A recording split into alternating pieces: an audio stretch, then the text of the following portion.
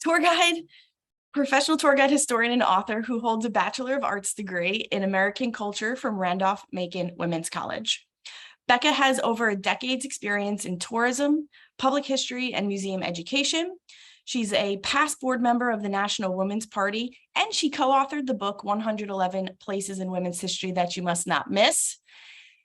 She co-authored with me. We're very proud about this, and her and I work terrifically together. I'm so proud to be here with her today. And I also want to introduce Emma Z. Rothberg, PhD, who is the Associate Educator of Digital Learning and Innovation at the National Women's History Museum.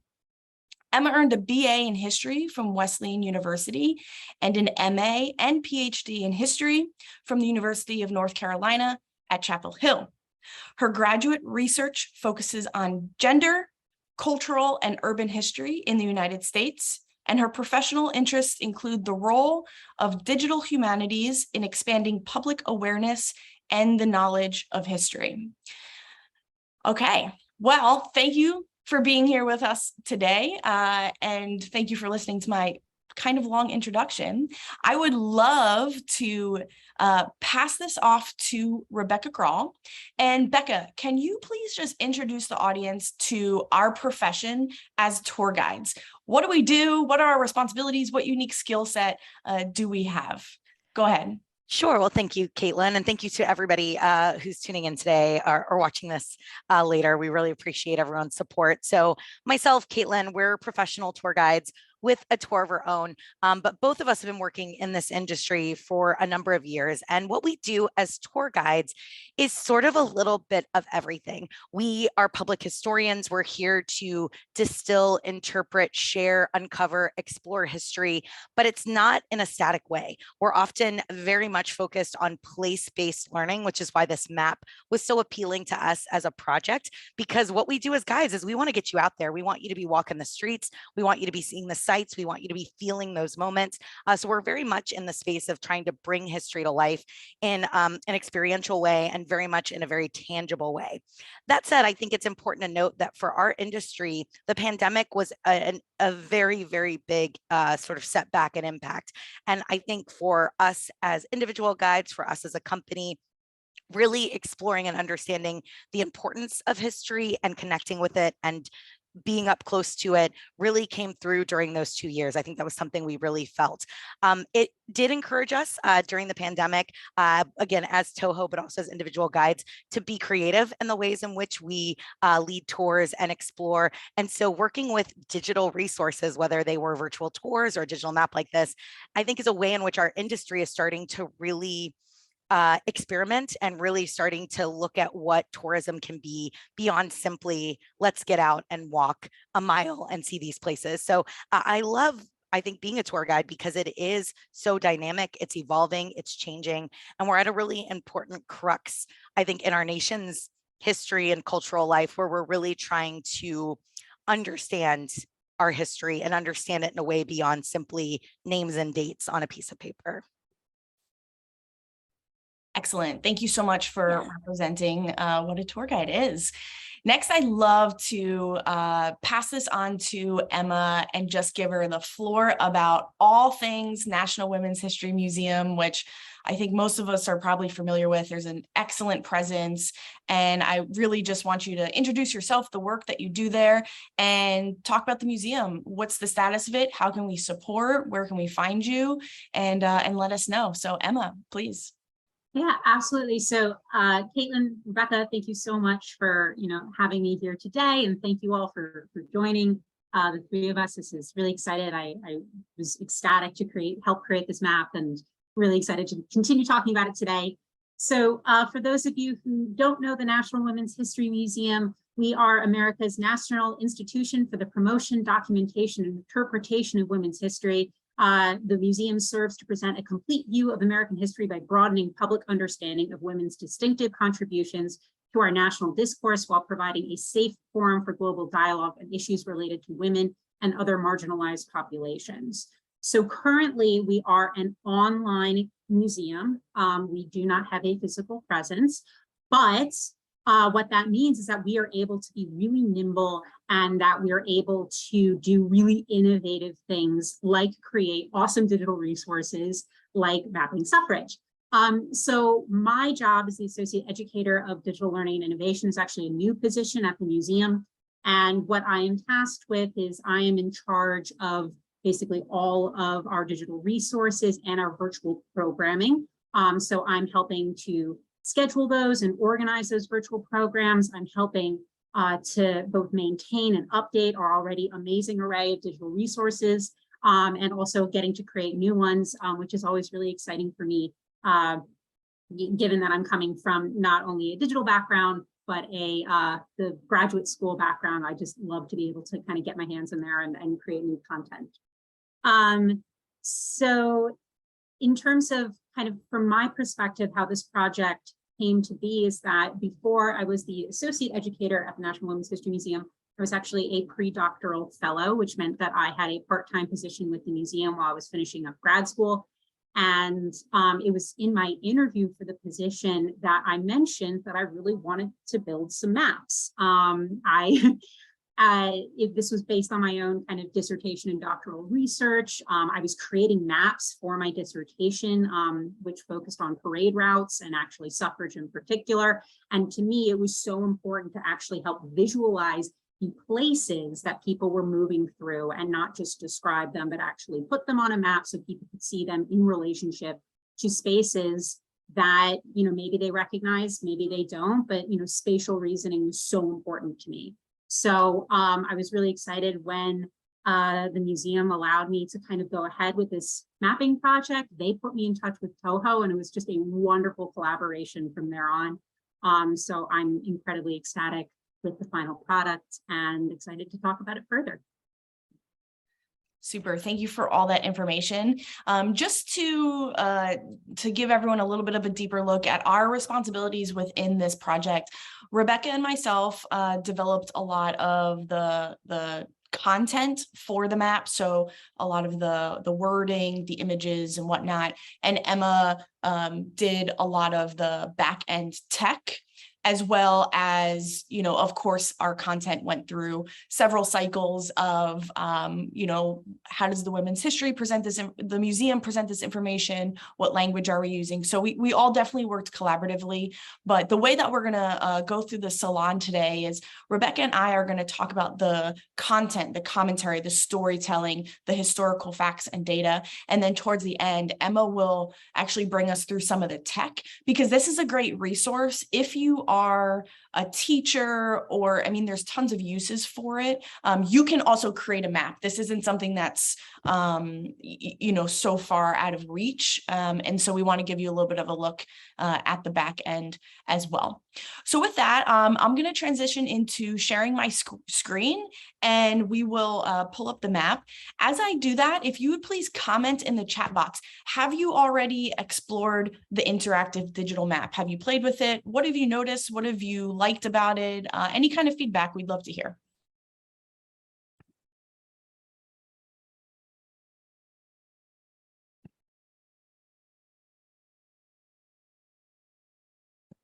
And just while Caitlin's pulling that up, we dropped some links. If you haven't had a chance to look at the map yet, we just dropped the links to access that on your own screen as well, if you prefer, as well as the museum's website, to make sure that you get a chance to explore everything the museum has online in terms of those online resources Emma was mentioning. Excellent. Thanks, Becca. Okay, so when you go to the page here, it's womenshistory.org. It lives on the museum's website. You can see up here, and this is the first thing that you'll see. So this is an image from the 1913 parade down Pennsylvania Avenue. We have our title, and then of course it's presented in partnership, and then a little introduction, which I'm just going to go ahead and read because I think the openings really help understand what the map is all about. Maps were an essential tool of the women's suffrage movement. They were used in promotional suffrage materials to place soapboxes, plan driving tours, and to demonstrate the progress of the movement as advocates fought for women's right to vote in the United States. So we wanted to open up with this because we wanted to illustrate that the map is not just this new kind of thought that we're using to talk about suffrage. Suffragists also relied on maps. So to pull the two things together felt really like the right thing to do with this project. And then the next paragraph just talks about the diversity of the maps resources from a tech perspective. So you will see if you click through it, we use images, we use videos, we have all different kinds of links that will take you to other resources. So there's a lot in there that is interactive that you can explore on your own. Now, part of developing the map, which you can start to see here, we'll go back to the beginning. Mapping suffrage. Part of the initial process was Rebecca and myself saying, like, how are we going to map out all of these sites? And I think we always do this, but we always go from like, are there even this many suffrage sites in DC? Do we have to go to Maryland? Do we have to go to Virginia? Like, how are we going to do this? And then, we also really thought about who's the end user, who is going to be looking at this map and what are they going to want from it? And I would say, it could be used in two very distinct ways. You'll see this map here with these little sites on it. Okay, so you can actually click on maps and that's the credit, of course. Back to the beginning. Okay, so you can actually click on the map and you'll see specific sites and whatnot. But also, see how I keep clicking back to the beginning? You can go through this map and it will, in fact, tell the story of women's suffrage from start to end. Now, there's a lot of nuance with what start to end is, but we also developed it chronologically. So honestly, not easy to do, not super hard, but I'm super proud of how we presented this because people can really use it and learn not only the story, but the places. So Becca, I'd love to ask you to explain to the audience, like, what were some of those challenges? What were we coming across in kind of figuring out how the map was going to be formatted? Absolutely. So I think one of the big challenges was distilling a very big, complex, multi-generational story of women's history into something that's digestible. If we had put a map up with 55 sites, people might have been a little overwhelmed. Or if you're like, this is going to take you an hour and a half to explore, that can immediately be a turnoff. And I think that's something as tour guides, we appreciate, right? Getting to the meat of something or having a hook, having something that people connect to. So we were really a little challenged by that, by covering a lot of ground narratively, while also making sure this was digestible, that it was accessible, that it was something that people would want to engage with, especially thinking about it from a student educator perspective. We wanted to make sure that we were intersectional with developing this map, really looking at suffrage through the lens of other aspects of women's history and other aspects of American history. So what I love about this map is that there's a lot of contextual elements that help inform how the fight for women's suffrage kind of occurs in Washington, D.C. I think one of the big considerations for this map is we wanted as much as possible for these to be places that you could be on your phone and go and find these things. Going back to what we love as guides, we want you to be there. We want you to be walking these footsteps. So trying to make sure that we were choosing sites that had some access to you physically if you wanted to go. And then I think we just wanted to make sure that we were covering the city. We wanted to make sure that we were showing aspects of this history in every part of Washington, not just on the National Mall, and that we weren't just taking you to a bunch of plaques or, historic houses. We have a real diversity of sites here. We're utilizing street art, we're utilizing sculpture, we're utilizing cemeteries, we're utilizing a vast array of places that we might not always think of as this is where history lies.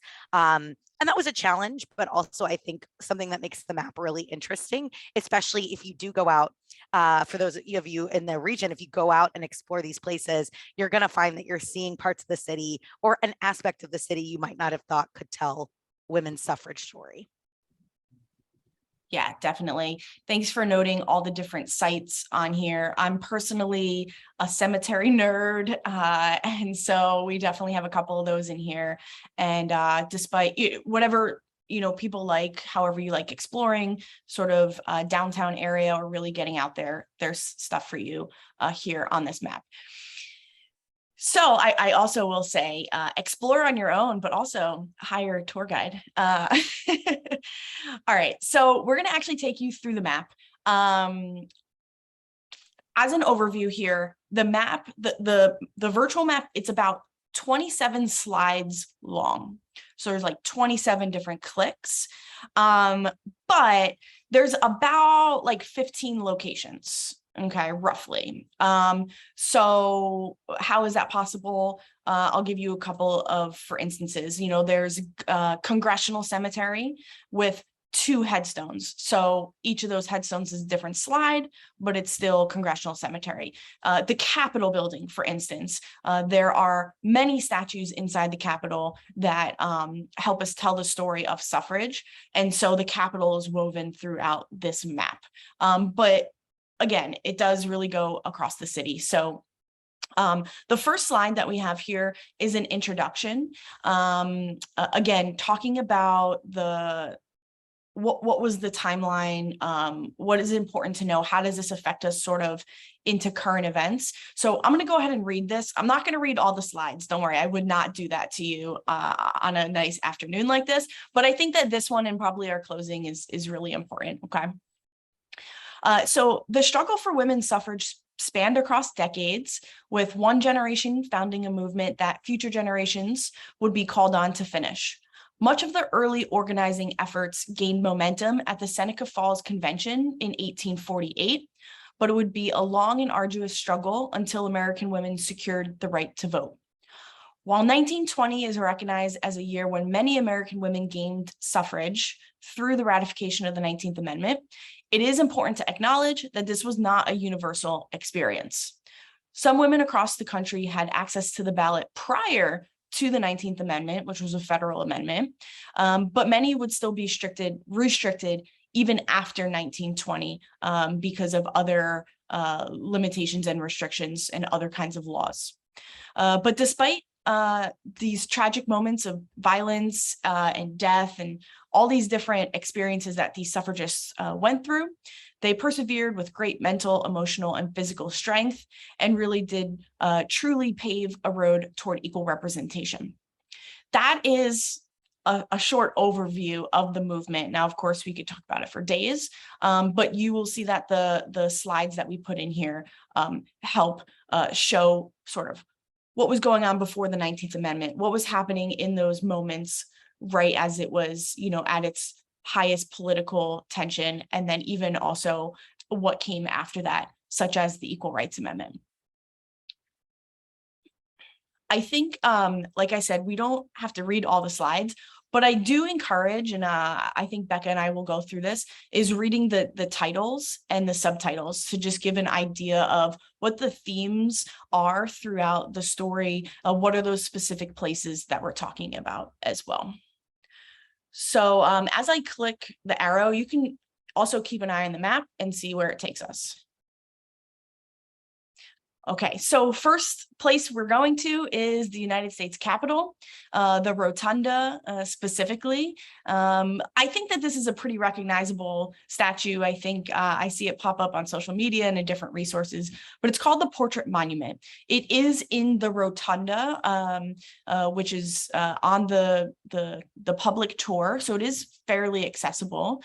And we wanted to use this statue to represent some of the early women in the movement. I know one of Rebecca's favorite women is quoted here, so I'm actually going to let her talk about her.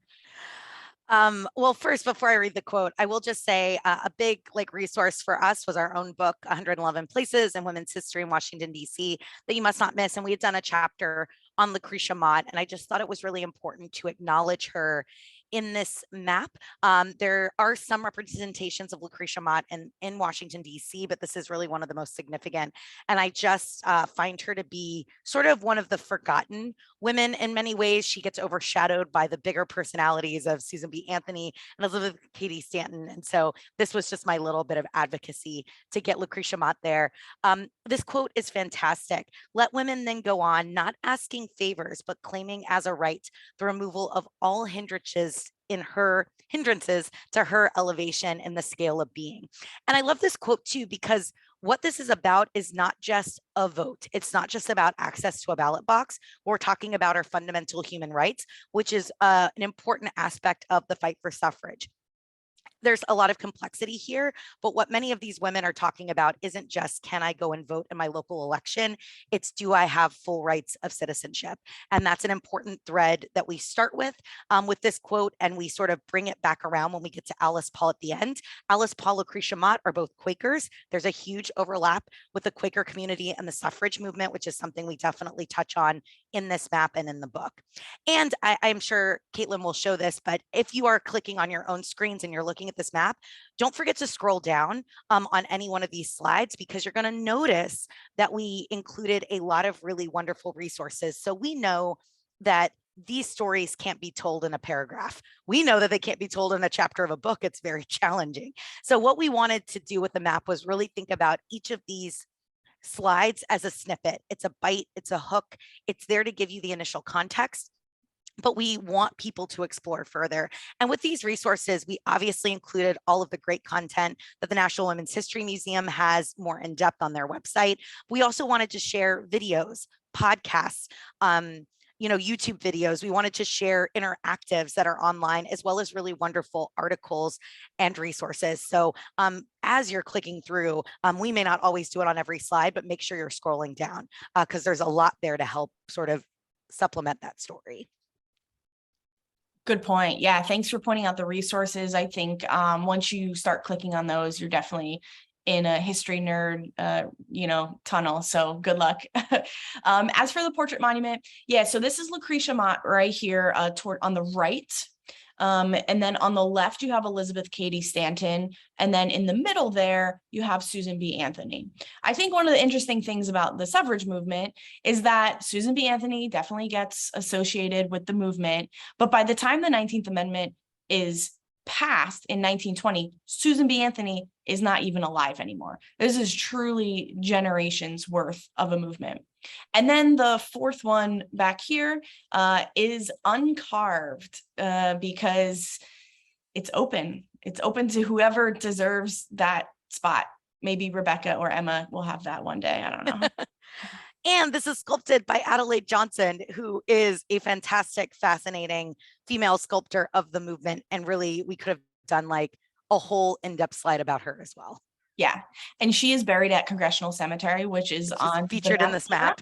Yeah. All right. So let's move. We'll move through here.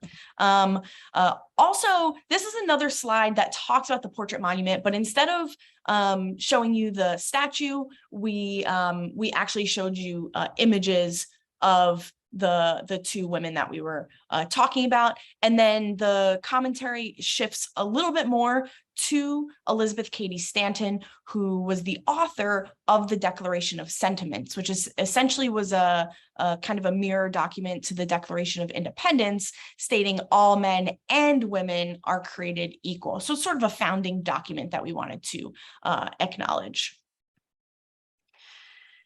Now, moving on, I think one of the things we were discussing that was a theme with a lot of suffragists were that they were also abolitionists. And we felt like this was an important topic to cover, moving kind of through the mid-1800s. Becca, do you want to talk to us a little bit about this location and Julia Ward Howe? And sure. I know you love call boxes too. Talk about I do love call boxes. Yeah. And if you're interested, we do a whole tour of call boxes, including this one that you're seeing here. But for those that are uninitiated, call boxes were basically the early emergency services in cities.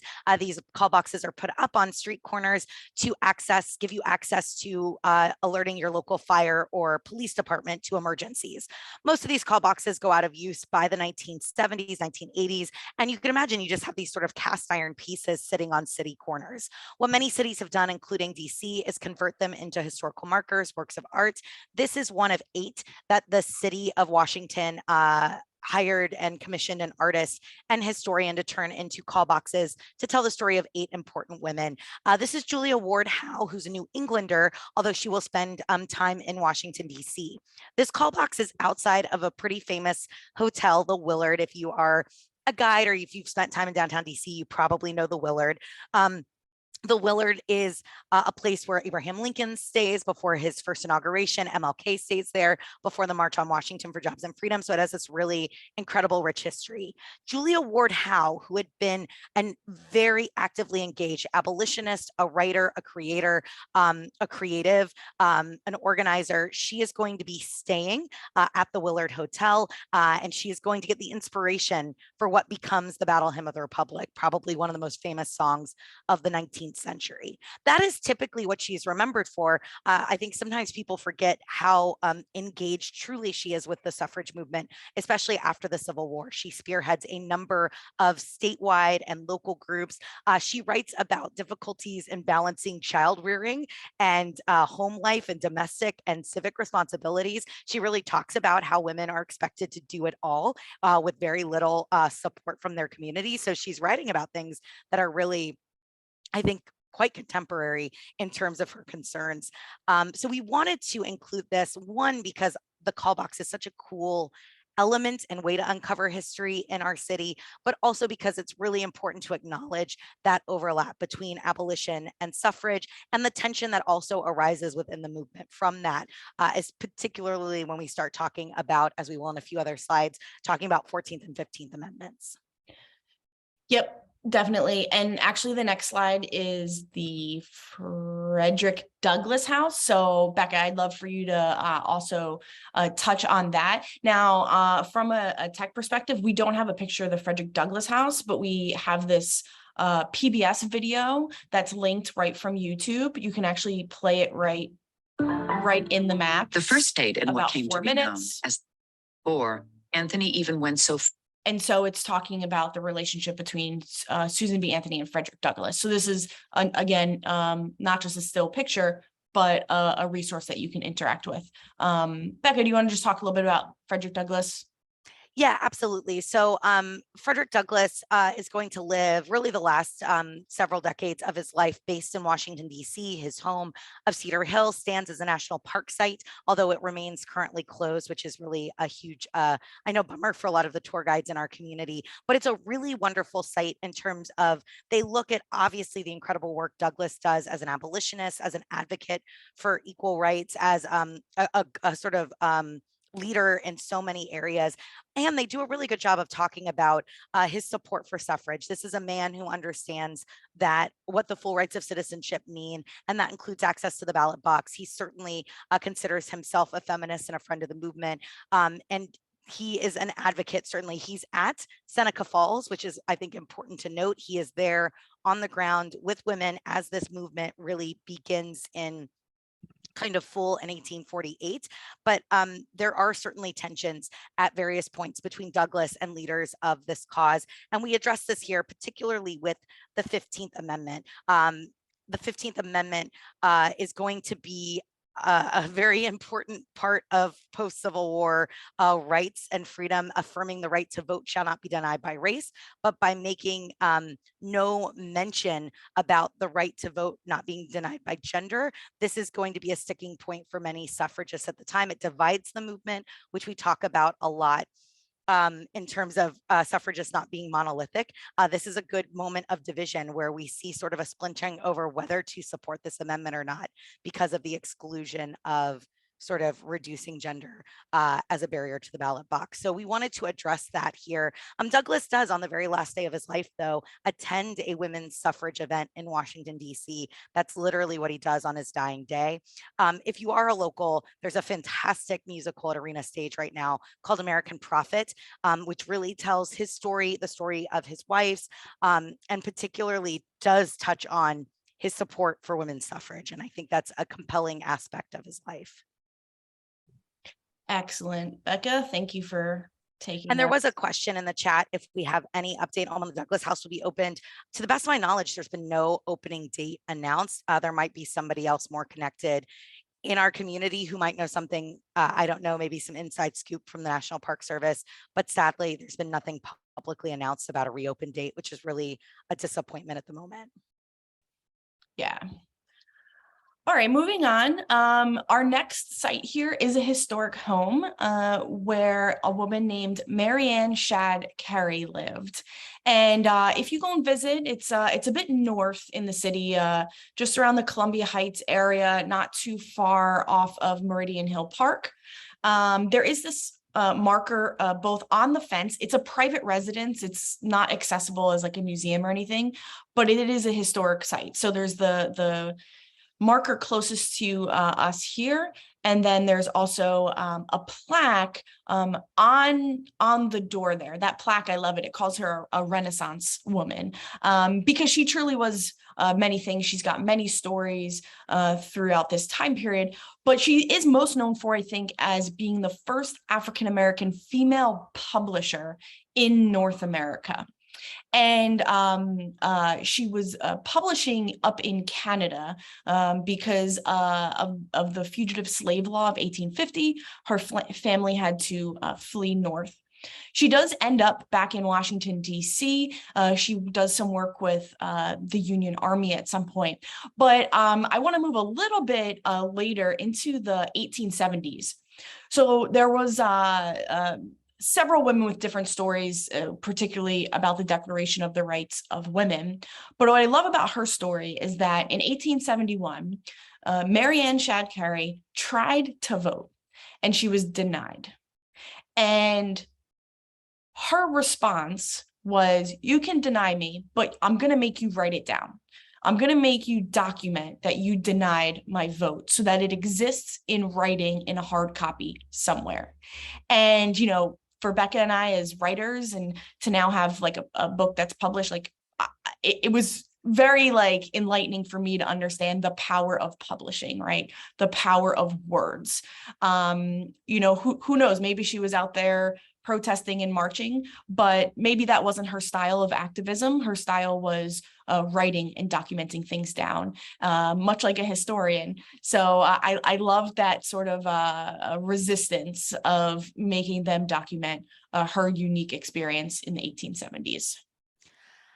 As Caitlin's going to the next slide too, you'll see that we often talk to in these slides about sort of the series of legal actions that are taken, that there were women that were suing, women that were bringing cases before local judges and local courts to sort of really document, right, this fight for suffrage, that it isn't simply just the advocacy and activism we see in the streets, but that there was a series of legal challenges, which leads into our next slide.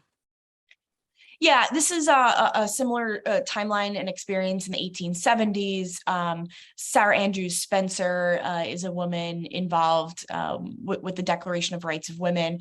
Her headstone here is in Glenwood Cemetery. It's an obelisk. Rebecca and I, we found it. It wasn't hard, but it wasn't easy. When we found it, it had "I voted" stickers on it, which I thought was so special. That's something we sort of see on social media, right, for Susan B. Anthony's headstone or various suffragists, but we have it right here in DC.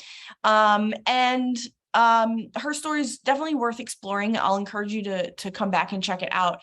But I also wanted to just acknowledge here, some of our images are by Cynthia Schiavetto Staliunas. She was our photographer for the book as well. This is a site in our book. And so some of these are professional images, and I just wanted to acknowledge her as a creator. We'll talk about suffrage out west. We'll touch on this because I think it's an important thing that people usually say to me, like, oh, I didn't know that, you know. This is a slide that if you look closely here is actually inside the Capitol building. And what we're talking about is a statue for Esther Hobart Morris, who you see right here. This is her image, but she has an actual statue in the Capitol representing Wyoming. And so 1920, again, this is the date that the federal amendment passes. But women out west in the territories that are just developing and, not that there's no rules, but like they're still trying to figure out what a society means in these new territories moving out west. A lot of those women have voting rights as early as the 1870s or 1880s. Perhaps they're not full voting rights. Perhaps they are just local. It varies to different degrees, but they had different roles out there. Esther Hobart Morris, you can see here, is the country's first female justice of the peace, who was appointed when the previous male appointee resigned in protest. So women were stepping into roles. They were, running towns. And so they were getting voting rights as well. That's also not universal for all women out west, but it's definitely a piece of this story that kind of drives the narrative. That original map, that picture that we have on the map, it's like Lady Liberty out west and she's moving east. That sort of depicts the vote for women and which direction it started and sort of was heading. Of the Capitol statues, because we've talked about a couple, or we will, there are 100 statues in the Capitol, more or less. Like, we're going to go with that for statistical purposes. Every state gets 2. And as of today, August 2022, there are only 11 women in the collection, 11 of 100. So part of place-based learning that we're talking about is, how that representation matters, right? How are people being represented in public spaces? Well, if you're walking into rooms and there's only 11% of women being represented, then that's going to tell a certain narrative, right? So I wanted to give you some data and statistics to understand just how few representations there are. Becca, do you want to just talk about Congressional Cemetery? We have Belva and Adelaide Johnson. Just touch on the 2 of them from a more abstract point of view, maybe. Yes, I was responding to the chat very quickly. Just about there are some new statues being planned to swap into the statuary collection. So we're hoping to see that number rise a little bit. Catherine mentioned in the chat, Utah plans to send a new women's statue. We'll have one for Virginia for Daisy Bates. There's a few others that are sort of on the way. But still, I think that representation is so key. So Adelaide Johnson, I mentioned briefly, was a sculptor and artist. I think when we think about the movement, we tend to talk about activists and advocates, but that can take the shape of art and creative work as well, and that's exactly where Adelaide Johnson is. Belva Lockwood very much falls, I think, under the umbrella too of sort of these legal challenges, understanding what sort of legal rights women have and should have, and we really highlight Belva particularly in terms of being someone who is looking for women's rights beyond simply access to the ballot box. So what legal rights were women denied and how could that be fixed? I think the legal restrictions of the 19th century when it comes to women are mind-boggling, right?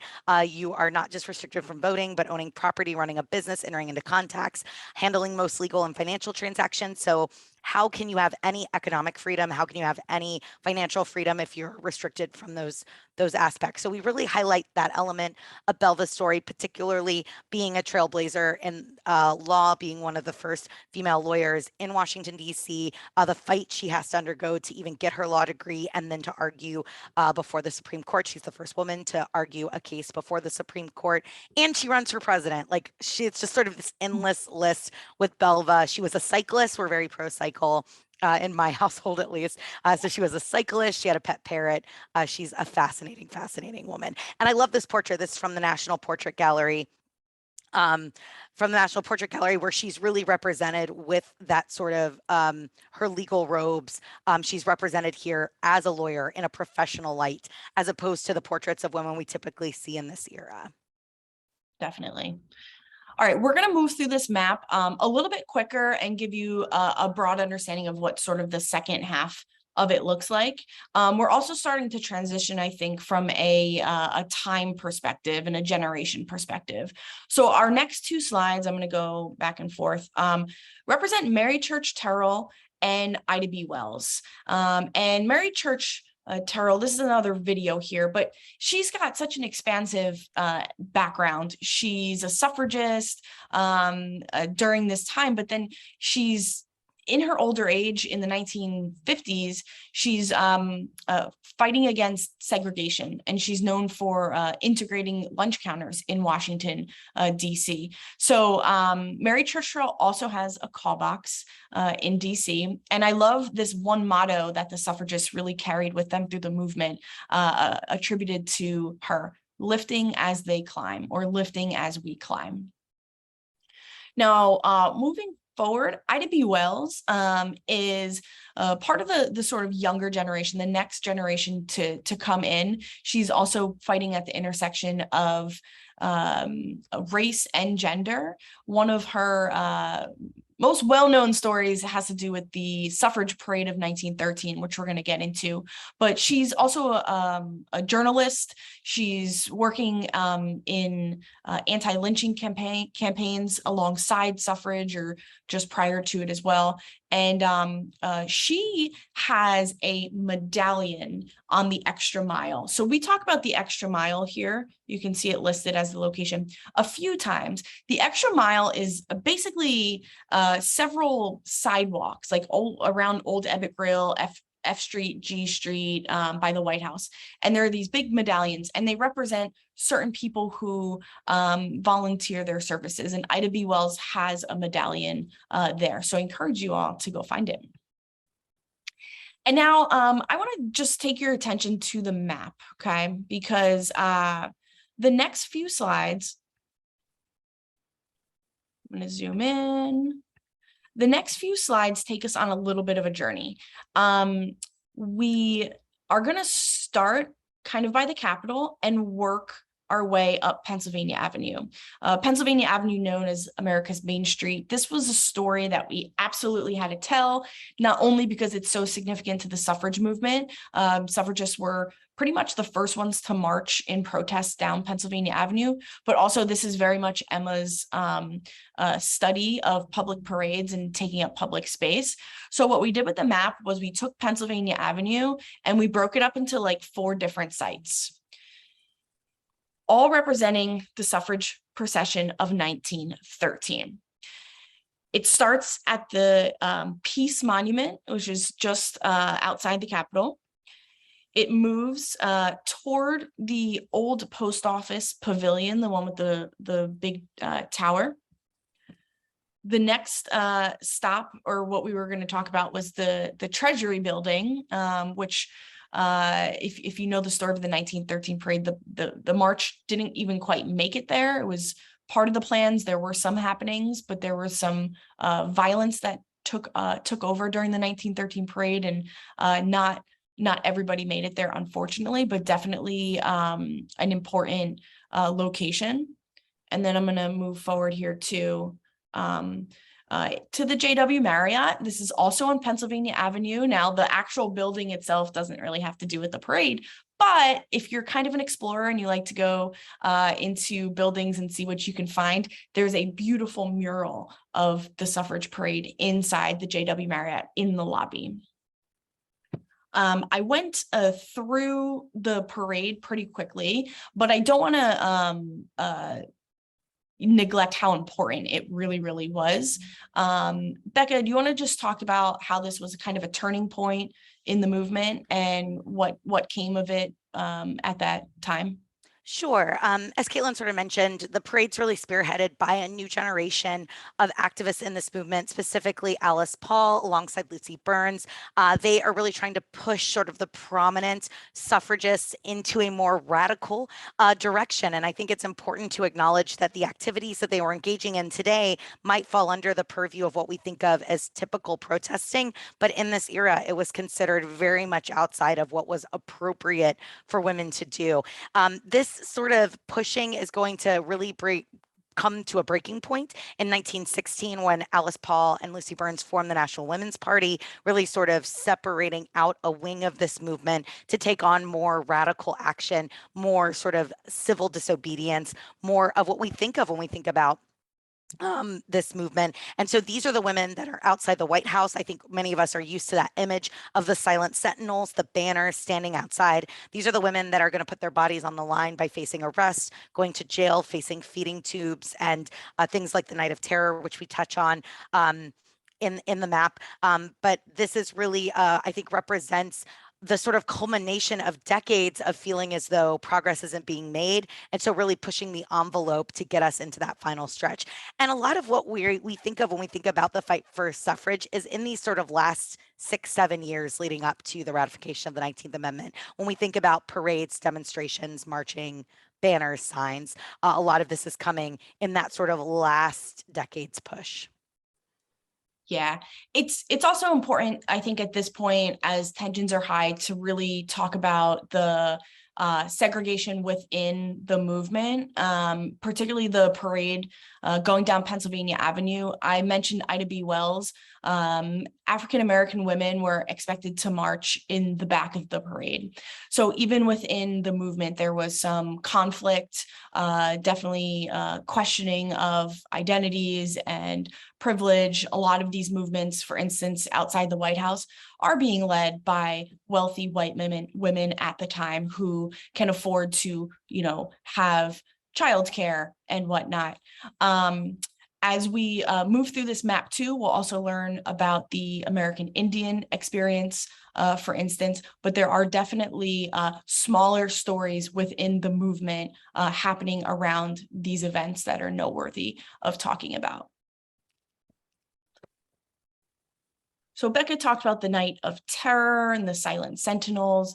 Jeannette Rankin is the first woman to serve in Congress, and she's elected in 1917, which is prior to the federal amendment. So again, she represents Montana. So we're talking about sort of this culture out west being ahead in many ways of the federal culture. But Jeannette Rankin also has a statue in the Capitol building. So I would encourage you to check that out. There was also opposition to women's suffrage. This is an important thing we want to talk about.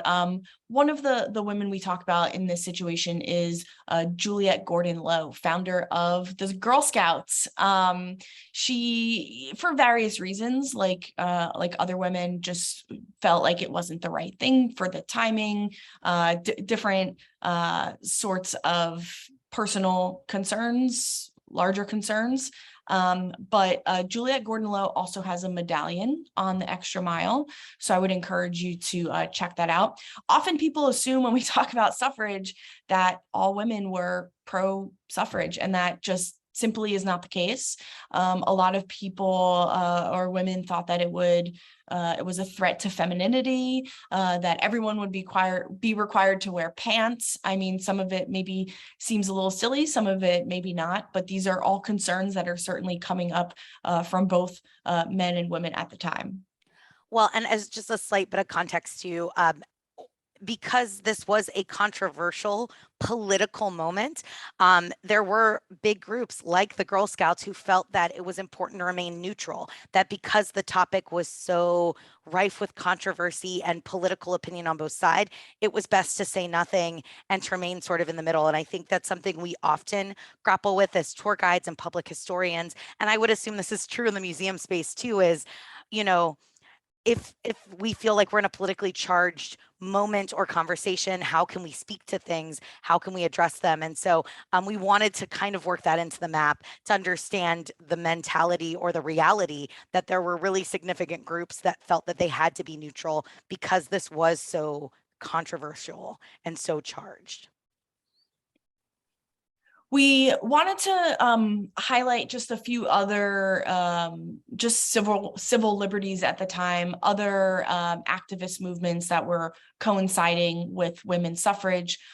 We talked about Helen Keller, for instance, representing the disability community. She is interred at Washington National Cathedral with her teacher, Anne Sullivan. And you can visit, you can go right up to her. It's sort of behind a gate, but you can take a picture. There's a plaque there and everything. And Helen Keller also marched in that 1913 parade. All right. That's an example of those medallions we were talking about. And gonna skip ahead here. I definitely want to acknowledge the Belmont Paul Women's Equality National Monument. That's just on Capitol Hill right here. Unfortunately, it's also hasn't reopened just yet. But if there's one place in the city that really has original banners and tells the story, it's definitely the house. But I want to be mindful of everyone's time. So let's start to close this out. One person that we definitely want to recognize that I mentioned before is a woman named Zikala Sa. And she's exceptional. She's pictured here. This is the one exception where we sort of bounced out of DC and noted her burial in Arlington National Cemetery. But there's also an awesome mural of Zikala Sa in Anacostia that you'll see. But she's working at the intersection of women's suffrage and citizenship for American Indians. And it's actually not until 1924 when American Indians get the full voting rights as well. So even though she's at the front lines heading into 1920, her experience in getting into the ballot is extended beyond the 19th Amendment.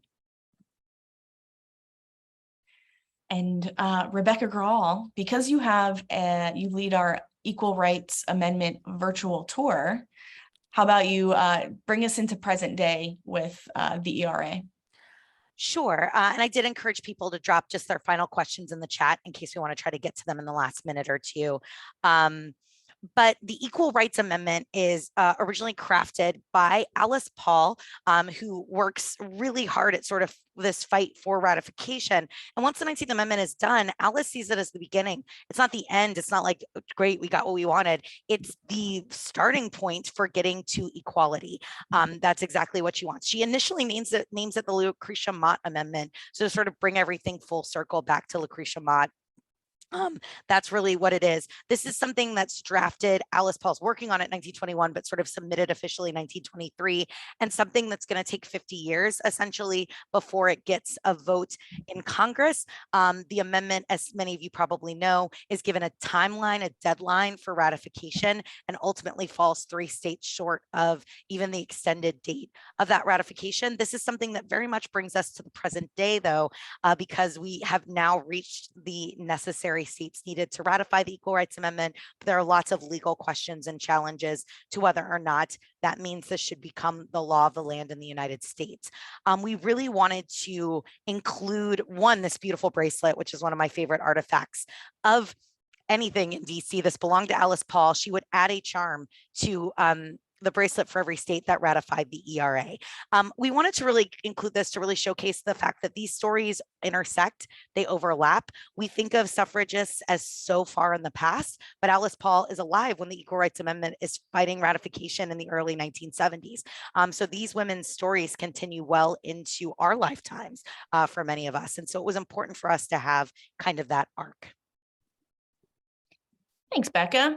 All right, there's a lot of conversation going on in the chat. I want to address this. First and foremost, it is about the 3 o'clock hour, but we're going to extend this program for about 15 minutes. I want to show you the back end of the program and how the map actually works. So we'll bring Emma back in for that. Hopefully you guys can stick around. Some of you are specifically asking about that. And then at the end, we will continue to do Q&A. We can actually pull you on camera if you'd like. I'm noting a lot of comments here.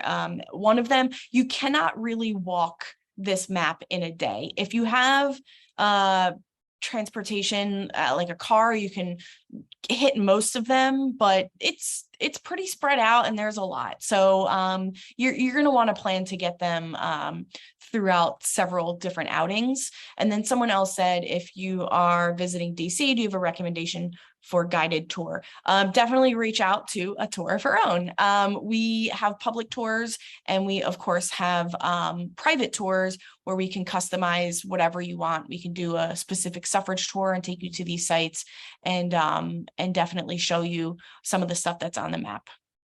All right, with that, I'm going to invite Emma back in to show us some of the back end here. Yeah, so let me get my screen up. All right.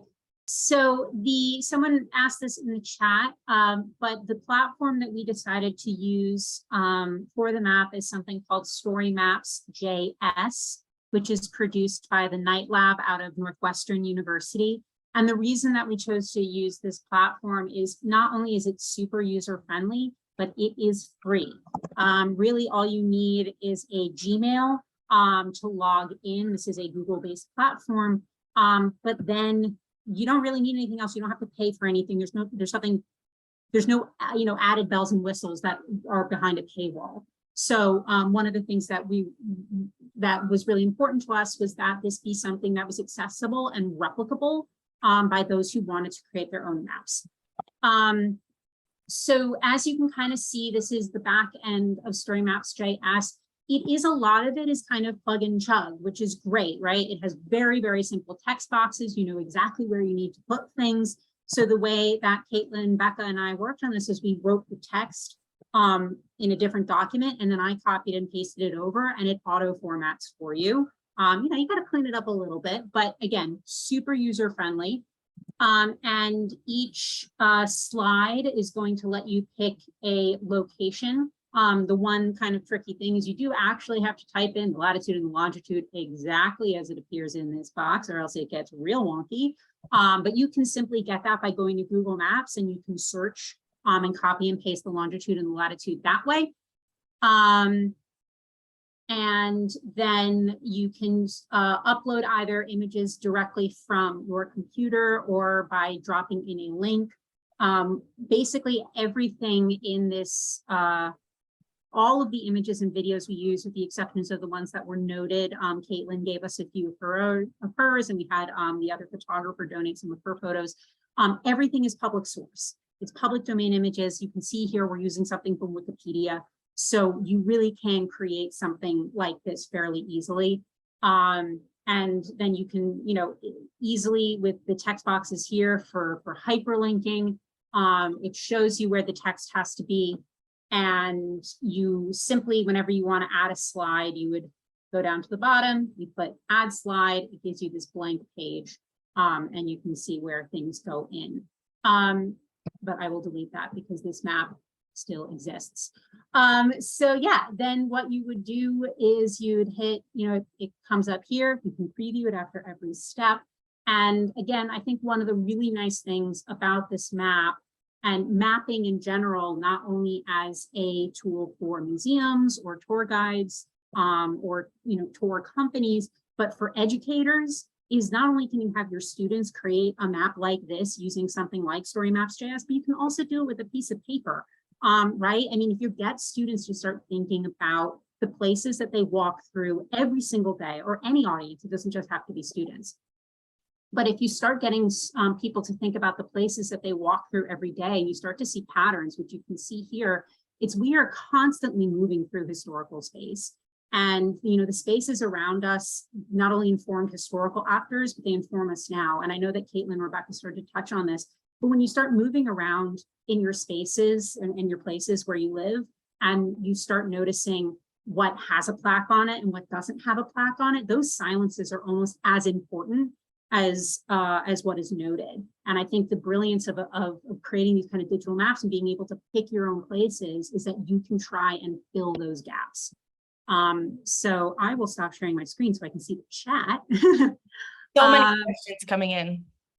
Yeah. I'm sorry, Kaitlin and Becca, there's one directly about the map. I missed it. I think I'm still going through them. I think one of the questions was, are the actual maps free?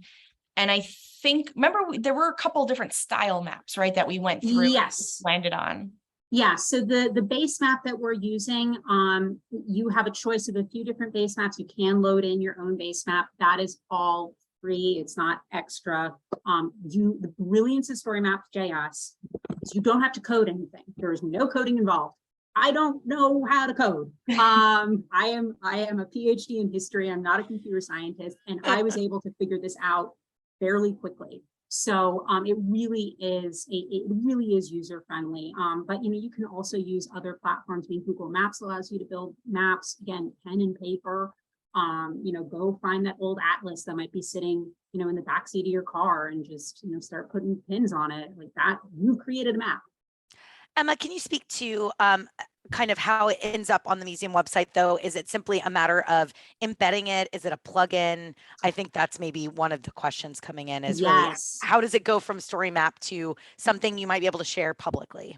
Yes, good question. So the other reason we picked Story Maps.js is that it creates a beautiful embed code for you. Again, no coding involved. So what we did was we took that embed code, which I can, let me share my screen again. I can show you how that works. So you would click something like share, and you get this beautiful embed code down here with this iframe, and this iframe coding works really well with many website hosting platforms. It worked with ours. So we were able to simply copy and paste that embed code over, and now it lives on our website as such. And you don't have to go to an external link in order to click through it. It lives here on the National Women's History Museum's online exhibits page. Awesome. Thanks for showing that. I think people are interested in how to possibly use these in other sort of public forums. And I think we touch on this, but I think it's a great resource for museums, historical sites, but also educators, teachers, tour guides, especially if you're developing content that you plan to share. This was such an eye-opener for me. I actually utilized it for a project I did for Daughters of the American Revolution, just because I was like, now I know story map. And it was super easy to put together like a little quick map and share it really easily with people. Yeah, and in response to the last thing that appeared in the chat, yes, again, Story Maps also will format it for both desktop and phone. You don't have to create separate maps for those different sized screens. The one thing to be aware of when you're putting this together, and this is you know, a good thing to think about, regardless if it's a map or an exhibit or even, you know, just like a long blurb.